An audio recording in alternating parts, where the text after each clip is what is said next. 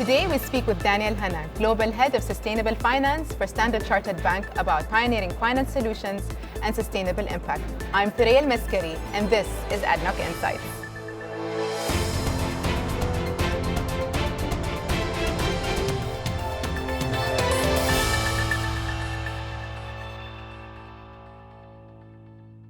Daniel, thank you very much for being with us here today at ADNOC Insights. It's my pleasure. Yeah, so I have a few questions I'd like to ask you.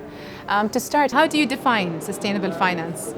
Well, so I think you can define sustainable finance in a number of ways, but I like to keep it relatively simple. So I think on the one side, there is an aspect of kind of do no harm, and we've seen the rise of environmental social governance risk, ESG, as a big focus across investors, across companies, across institutions. And that's really about trying to minimize the amount of potential negative risk that you may have. And I think there's an increasing body of research that shows that good ESG risk management generally is linked to good outperformance of that company or institution or the investment. So it's kind of a do no harm aspect.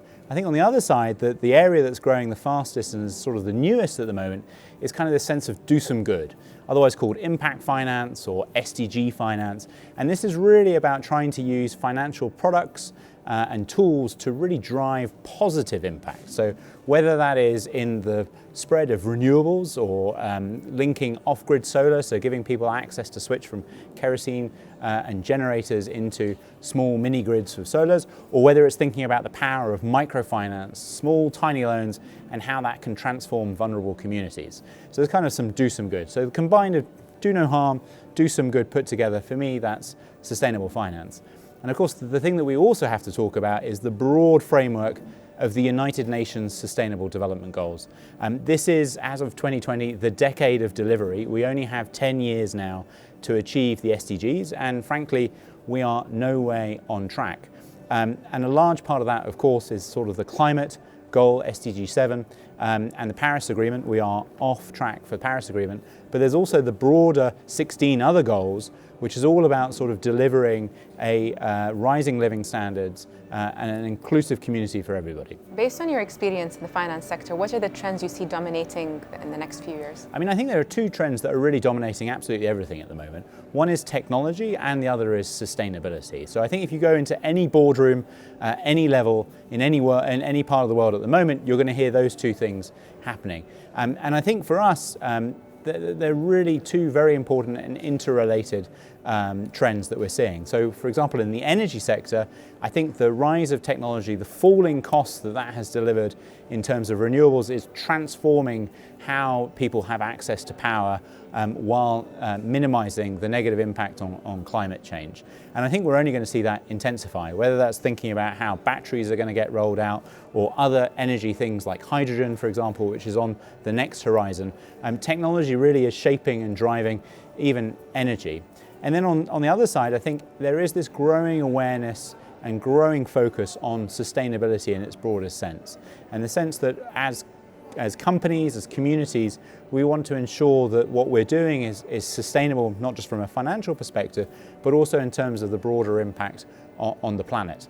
And so for me, I think those are the two big trends for the next coming years. Mm-hmm. So you've worked with many countries to raise billions of dollars for infrastructure and social development. How can sustainable finance solutions help energy companies? Well, I think sustainable finance in some ways is an output from whatever the sustainable strategy that company, institution, or even country is following. So some countries now, like Ghana, for example, organize their entire budget around the UN's Sustainable Development Goals and focus around how they are spending to hit the SDGs in their country. So financial tools can help support that process and ensure that investors can see quite clearly what the impact is. Equally, you can see financing structures that are linked to environmental metrics. So for example, we did the first Islamic green loan with DP World here in the UAE, where the cost of the loan is basically tied to the amount of CO2 emissions per shipment. And as those CO2 emissions, as that efficiency rises, as they pump less CO2 as a result of moving shipments, the cost of the loan goes out. And I think we're seeing a lot of interest from investors. So Standard Chartered actually issued its own sustainability-linked bond earlier in 2019, which was 7 times oversubscribed. And the thing that investors liked was that it was Standard Chartered, and we linked our financial lending to the SDGs, whether that was in renewables, whether that was in financial inclusion, or whether that was in supporting entrepreneurship in low-income countries. What innovative financing transactions could ADNOC consider to help deliver our sustainability strategy, in your opinion? Well, I mean, I think it's really linked to the areas of focus that ADNOC has set out in terms of its own ESG focus and areas of guidance. So, for example, I'm aware of a really interesting project where ADNOC is effectively working with a steel manufacturer in terms of the excess CO2 that's generated from that process, is capturing it through carbon capture technology and then reusing it, and now has a target to increase that by 5 million tonnes. So as all energy companies start to use their know-how and technology, whether that is in installing new renewables or whether that is in the increased use of carbon capture, financing can help support that process and hopefully accelerate it. Okay, so your responsibilities include social and environmental risk management. What are the top 3 pieces of advice you would give oil and gas companies to help them manage environmental and social risk? I mean, I think there is an increased focus around ESG risk management across the board, and I think it's really encouraging to see that the oil and gas industry is taking this area so seriously. So I think within the environmental space, I think there's clearly managing the broader environmental impact of those activities, and we're now seeing that evolve further into effectively setting some pretty strong targets around managing greenhouse gases itself. So I know ADNOC has made a commitment, I think today actually, around reducing its greenhouse gas emissions by 25%. We've seen other oil and gas companies not only talk about the own emissions that they create, whether that is moving to a zero flaring situation in terms of the extraction, or actually even moving to setting what's called Scope 3 targets, which is the amount of emissions that are generated by the customer's use of those products. So I think that whole area of environmental focus is obviously very, very important, particularly as we think about the Paris commitment and sort of moving to a world with less than 2 degrees warming.